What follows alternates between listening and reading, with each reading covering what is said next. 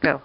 Hi, I'm Keith Organ, you're watching Behind the Driver. I am ex-driver 449 and ex-chairman of the V8 Hotstox. What and how made you become involved in V8s? Started by being friends with Guy Jolly, being part of his team, and then moved into being a driver, hiring out his old car for a couple of meetings, and then getting my own car and did a fuller season.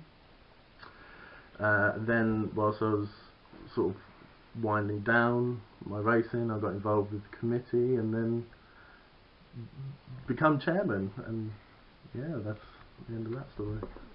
In your time as running the V8s as a chairman, you also had a spell racing. Did you enjoy that, or was it a hard task?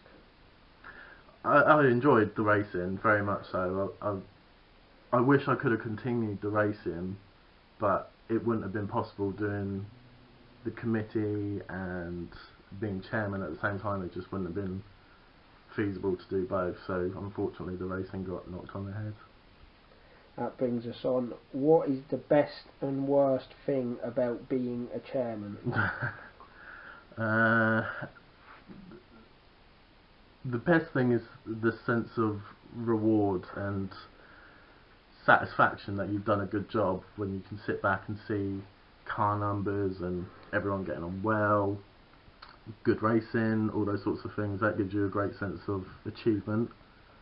The worst part is probably, for me personally, the worst part was being chairman cost me some friends because we fell out over some decisions.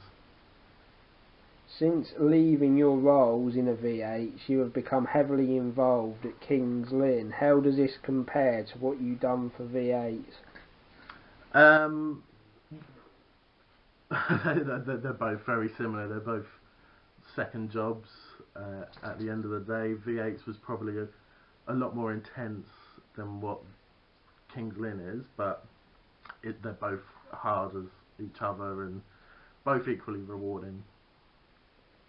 If you had to pick 3 officials or drivers to be deserted on a desert island with, who would they be?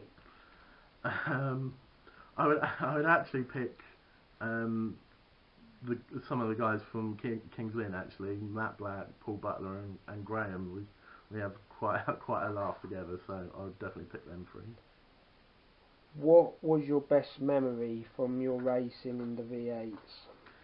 It was absolutely the Children in Need meeting where it was an awful night at Stoke. It was a Friday night. It was pouring down with rain, but I had my best meeting that night.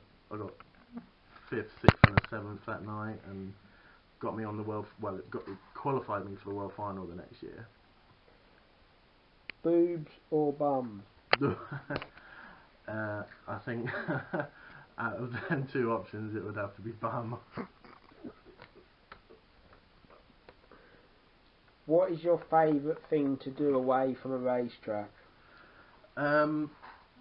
When I get the opportunity, seeing friends, family, socialising, all that sort of stuff is always good to do. The opportunity sadly doesn't present itself too much these days, but absolutely that.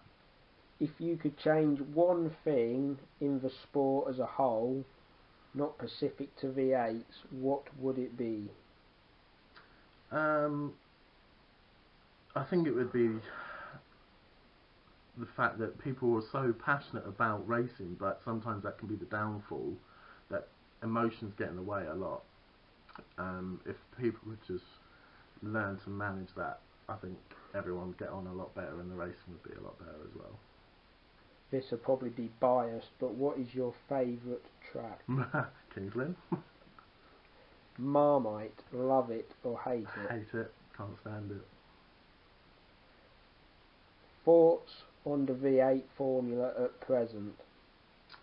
I don't get a lot of time to see the V8s in action nowadays because of Kings Lynn, but it seems as good as anything that happened before. The racing seems good. There seems a lot of drivers that are in a mix of things. There's no standout driver at the moment, I think the thing that's letting V8s down at the minute is there's too many fixtures, in my opinion. That's obviously a contentious subject for a lot of people, but I think they've got too many fixtures for them, and I think, like any formula, managing costs is always a high priority. If there was ever an opening, would you ever consider going back to help V8s in the future? When I left V8s, I always left the door open to say I would be happy to come back and help in whatever capacity people wanted me to help, but my successor wasn't too keen to listen to some of my opinions sometimes. We all have our own ways of doing things. Like when I took over, people tried to offer me opinions, but the door is always open if they want me to help in any capacity, but I couldn't do committee or chairman again. No. Final one, what would be your ambitions going forward? I'd like to get back on track at some point, but my ultimate ambition would be to take over the running of a track one day and be a promoter. That would be my ultimate goal. That's it from me. Thank you for watching On the Driver. Behind the Driver. Is it worked? Is it finished?